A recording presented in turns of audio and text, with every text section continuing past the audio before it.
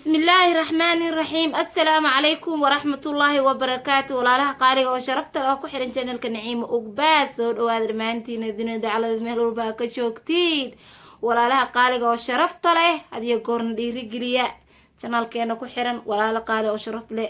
كشراء marka mar walba aynii mahad celinayna soo dhawaada asxaabta cusub hadda nagu soo biirtay marka kugu hor channelka daawanaysa haday tahay subscribe dheh, like iyo share iyo comment dheh. asxaabtii hore oo noogu joogtay share, comment, like dheh. soo dhawaada walaalaha qaaliga oo sharafta leh waa walaashin Xamdi Qaali. asxaab badan oo sharaf leh oo channelkeena ku xirayaan Naciimo Ugbaad soo weydiistay qaybta commentiga wayna arkay walaalaha qaaliga Naciimo Ugbaad ayaan tahay iska yar caajisan tahay xasaasiya wajiga ka soo baxay waxba indhaha ayaa laga hayaa oo xasaasiye ka heesa marka ilaahay caafiyo iyadana insha Allah biidnillaahi kariim hada way yaroonta ma sha Allah وكاس ولاها قالي وشرفت له نعيم أقباس واي ويرعى جسنت أسود دعية مركا هدي حين وضع قصة كلو عجيب أو جعل أو ياه ولاها قالي وشرفت له سولو هذا قصة واني براوية qisadaanayt oo gabar Soomaaliyeed oo walaal ay ku dhacday ay iga sheekaysay marka walaalaha qaaliga oo sharafta leh oo channelkan ku xiran ay waxay tiri ila taliya in ay ila talisinaan rabaa marka Xamdi adigana asxaabtaadana u gudbi adiguna waxaad igula talin lahayd ii soo sheeg ayay tiri gabadhan qaaliga walaasheena marka waa la talinaya aniga intayga aadan waa u sheegaya idinkana waxa la inaga rabaa channelkay ku xiran tahay qaybta commentiga ina ugu soo reebtiin walaashiinta qaaliga marka taladu waa wax wanaagsan waxa ku dhaantid walaalka ina ku caawisid waa wax wanaagsan marka soo dhawaada walaalaha qaaliga oo sharafta leh qasida saani u dhacaysa gabadha maxay dhahday hadda ka hor ayaa waxa dhacday wiil intaan isbaranay wiilka marka hore gabadha isaga bartay waan isbaranay wiilka ayay dhahday anigoo yar oo madrasa dhigto ayaa waxay dhahday gabar aan saaxiibo ahaan jirnay maalin maalmaha kamid intaan gurigood u raacay markii madrasadana laga fasaxay gurigood u raacay waxaan isbaranay dhahday wiil guriga gabadh walaashis degantay gabadhan guriga qayb ka deganeed aan saaxiibada nahay ee dhahdayada wiilkaasna walaashisa guriga iyada qayb ka degan marka xilad gabadhii aan israacnay gurigoodan cabaar la joogay soo wiilkan korkarkaas iga arkooday dhahday marka gabadhan saaxiibadan weydiiyay tir gabadhu xida baay qoftaan ku heestay ma ibartid camal sidii waxay dhahday wiilkii ani markaas jacayl xariir jacayl ma lahayn qofna lama sheekaysan jirin waa aad baan u daayiraay dhahday gabadha waxa dhacday in wiilkii maalin maalmaha kamid ay gabadha ii soo badhigtay ay ugu tiriyay dhahday abaayo heblaayo waxa rabaa wiil inaan ku baro na wiilku muxuu yahay ani waa yar abaayo sheeka ma aqaan ay dhahday mayo iska weynaanaysa hata waa soo koraysaa la yiri dhahday wiilka lagu bara waa diiday dhahday aniga maadaama wax baranay aadna u daayiraa familkeygana ayna ila ogoleen xiligaas inaan sheeko iyo xariir jacayl aan midna sameeyo inay la ogoleen iga ogoleen wax barashada inaan heer ka gaaro ay doonayeen hooyada iyo aabahay tiri yaa markaas waxay tiri adiga maalinka dambe gabadhii sir ay degtay wiilkan ganacsan jiray dhahday meel ayuu wax ku gadan jiray nin shaqaysto maalinka madrasada markii la iga fasaxay gabadh xoogaa iga raweyneed dhahday markii madrasada la iga fasaxay tiri abaay kaale iraac abaay heblaaye aan halkaas nin dukaanka u gato aan alaab uga soo gadaynaay uga soo qaadaynaay iga dirsatay markaa madrasada ka soo baxay ii soo qaaday abaay kaale waa cabsan xaqa ii raacay ugu tiri dhahday waa raacay dhahday markaan raacay ay waxay igeysay dhahday nin shaqadiisii ku dhex jiro oo shaqaysanayo oo meel gadanayo bas wiilkay wax weydiisay way is yaqaan ilaa gabadhii wiilka isgaranayaan waxbay weydiisay waxaan arkay dhahday anigii oo wiilka gabadha intuu wax adeegayo anigu saa igu maqan yahay dhahday wuu ifiiriyaa waa ka jeenstaa wuu ifiiriyaa waa ka jeenstaa waa yaabay dhahday wiilkan baas wiilka muxuu ka fiirinaa tolo ma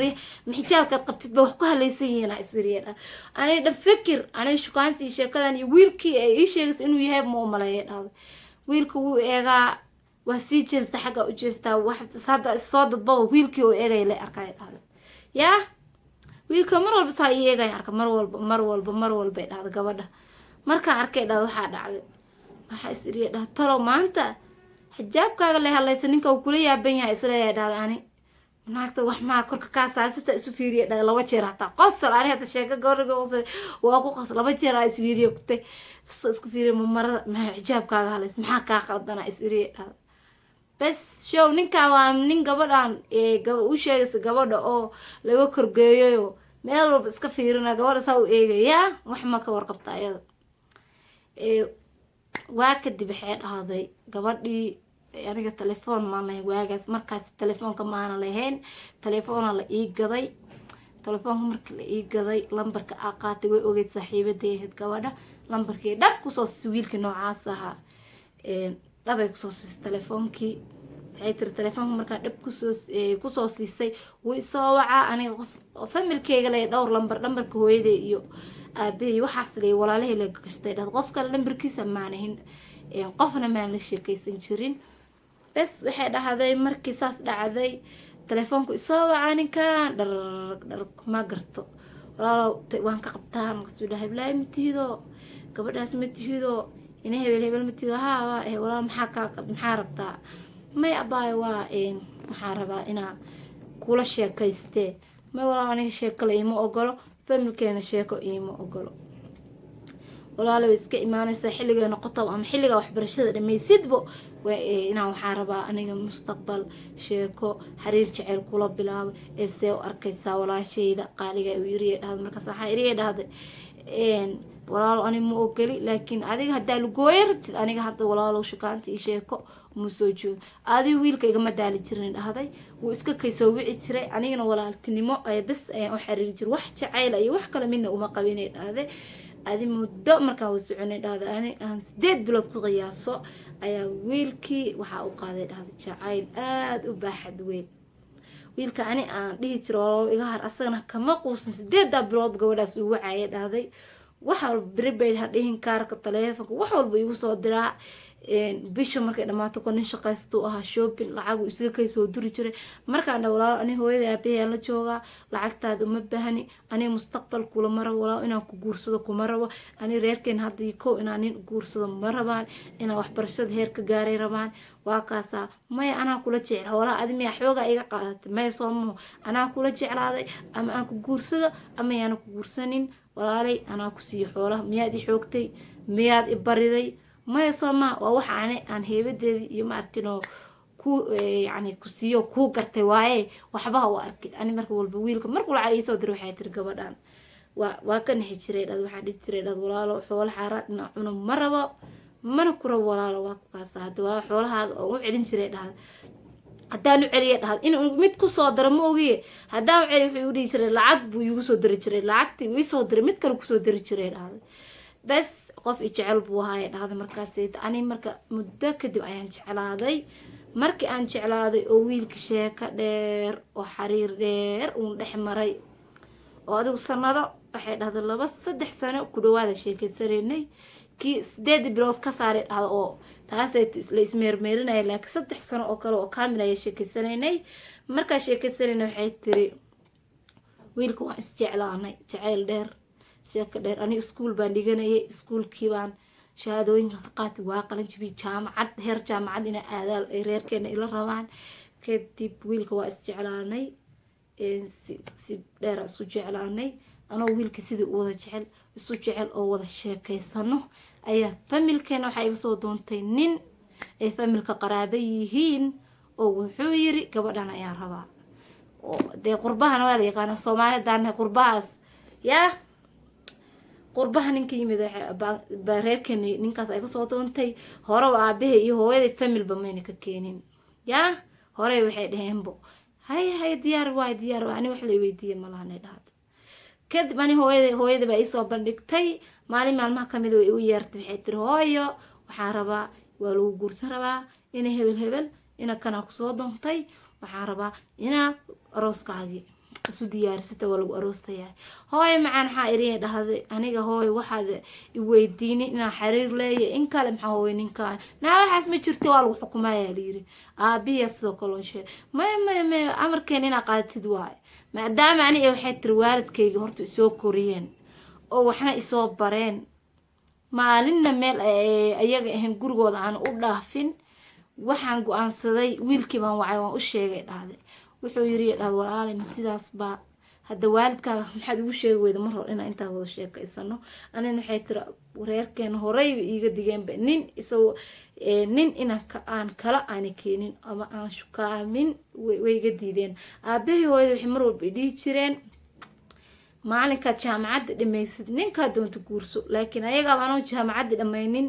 oo markaas aan bilaaway ayaga waalidkayga nin ii keeneen yaa wiilkii baan u sheegay dhahday wiilku wuxuu dhahay abaayo waalidka horta ani waan ku jecelahay intaasoo sanana waa kula sheekaysanayay yaa waana ku jecelahay sidaan kuu jecla si ka badan ayaan kuu jecel laakiin waxaan kaa codsanayaa uu yiri inaa amarka waalidkaaga aada diidin ooda ma arkino amarka waalidka aada diidin oo ma arkino yacni waalidkaaga dee ka amar qaadid sidoo kale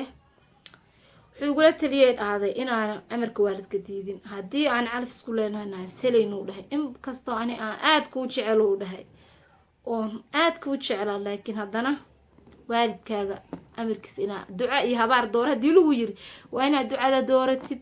ayagaa kusoo dhaleen ayagaa intaa kusoo leekaysiiyeen aniga shalay isbaranay waxaan isnaqaanana waa sanado yaa waa inaad saa samaysid haye waa sameeyey dhahday sidii baa laygu guursaday sidii baa danin aan la sheekaysanin oo isfahmin oo aniga aana keensanin dabeecad qalabsan oo ninkii de aan aniga sheekaansi ama sheeko ay tiri baraybo yacni qof kale sheekaysan jiray jacayl jiri jiray de qofka aan maana sheekaysanay wax familku isku kaay keeneen waan iska yeelay sidii baan yeelay waxay dhahday adiga alxamdulilah ilaahay ilmuu iga siiyo owlaad ninkii adiga isfahan lahaan awgeed waan ku kala tagnay haddii oo aan kala tagnayna yaa haddii aan kala tagnay ilmaa isu dhalnay ilmihii markaa isu dhalnay waxay tiri saddex cunug mi ahaa 3 cunuga isku dhaleen gabadha waxay tiri ilmihii markaa isku dhalnay wuxuu isku xiray wuu ifuray laakiin wuxuu dhahay maalinkay nin guursato yaa maqal dhageystiya asxaabi maalinkay gabadhaas nin guursato aniga caruurteeda dhabta ay saaraysaa uu dhahay saasay dhabta igu saaraysaa uu dhahay marka waxay leedahay aniga ninka wuu ifuray waa aan kala tagnay hooyo ilmaheeda aad u jecelahay wiilkii hore ee waxay tiri sheekada inii soo kala dhaaf wiilkii hore oo aan isjeclaan jirnay ilaa hadda nin naag muuna guursan wiilkaas xaas kalena muuna samaysanin markaa u sheegayna wuxuu yiri waa farxad waa isguursanayna haddeeba ugu macaantoo nin kaleba lagu dari karino yacni naag guur soo martoo kale oo gabadha yareed marka hore la qasbay ahayn haddana waa isguursanaynaa wiilka hadda guur ayaa noo diyaar inaan isguursano laakiin hal kurbo ayaa haysato maalinka wuxuu dhahay nin guursato familkayga iyo reerkayga iyo kulli wuxuu ku yiri ilmahayga iyo siinaysaa gabadhan haddaba waa kaas marka gabadhaas waxay tiraa layla soo taliyo talo waa tii rabbi laakiin walaalaha qaaliga ra'yigooda iyo waxay ka qabaan ani ilmahayga ma dhigi karo hooyo ilmaheeda jecel ayaan ahay maadaama hooyo la yahay horta beerka hooyada meel bay la adaybo si walba hadday isku adkaysa hataa ilmaheeda hameyn inuu meel horta uga soo bariyo ma ogolo yaa gabdhaha Soomaaliyeed hooyooyin qaali ah oo sharaf badan iyo way wada waaye marka gabadhaas tala inaga rabtaa asxaabta qaaliga oo sharafta leh aniga dhankayga waxaan leeyahay walaalay ilmahaaga horta adaa dhashay meelna kaama aadayaan ninkan oo ma arkin oo isqabi jirta waaba kala tagteen soo maahan waxa weeyaan oo kale familka wiilka waa in la hadlo hooyada iyo aabaha iyo familkaaga shala kugu daray waa inay dhahaan gabadheena wiilkan hadduu furay ilmaheedana way haysanaysaa maxaa ilmaha yalo isugu xiraa iyo hooyadan xor waaye way guursan kartaa ninkay rabtay guursan kartaa aabahana sidoo kale xor waaye wuu furay asag naagtuu rabo guursan karaa marka inaa gabadhan isku xayirtid ama gabadhan ku tacadiistay ilmiha ilaahay shalay dhexdin intuu ka abuuray aad dhashay oo ilaahay in siiyo hadiyad ilaahay kuugu dooqay ah inaa kuu dooray oo ilaahay ku siiyo kuugu deeqay yaa inaa ku tacadid gabadhan oo ku dhibaataysid waa wax xun marka wiilka walaalkay oo Soomaaliyeed waxaan leeyahay gabadhaas waa ina iska fasaxdid ilmaha hooyadood waaye ilmana hooyo la'aan lama kori karo hooyada inta ilmaha u qabato aabbo uma qaban karo aabbo waxaa laga yaabaa inuu u shaqeeyo uu lacag siiyo laakiin hooyo wax walbay ka caawisaa ilmaha tarbiyaday ka caawisaa yani ilmaha hooyo waa la wada ogyahay hooyo ilmihii cunugii hooyadiis kama maarmo runta maal isu sheeganaysa beenbeen runta hadday imaato hooyo cunugeeda ka maaranto ma jirto asagan cunug hooyada kama maarmo ilmaha markay hooyada soo koriso tarbiya fiican kusoo tarbiyeyso yani dhibaato badan una la kulmin waxaa waa ilmo wanaagsan uu noqonaya laakiin ilmihii hooyadiis ma arkin oo laga qaatay wuxuu arkayaa bahdilaad wuxuu arkayaa naxariis la-aan badan marka hooyada ilmaha wax uga macaan ma lahanbo yaa marka anis ayaa kula talinaya walaasheena waxaan leeyahay ilaahay horta ha ku garab galo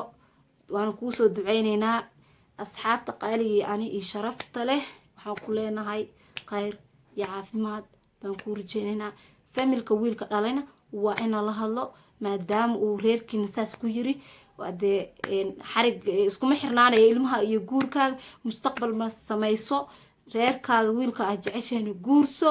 laakiin insha allah ilaahay inuu khayr kuugu dhameeyo aan kuu rajeynaya walaashayda qaaliga oo sharafta leh walaalaha qaaliga oo sharafta lehna waxay inaga codsanaysaa inaad qaybta commentiga ugu soo reebtiin wax walba oo idinka ra'yi qof walba ra'yigiisa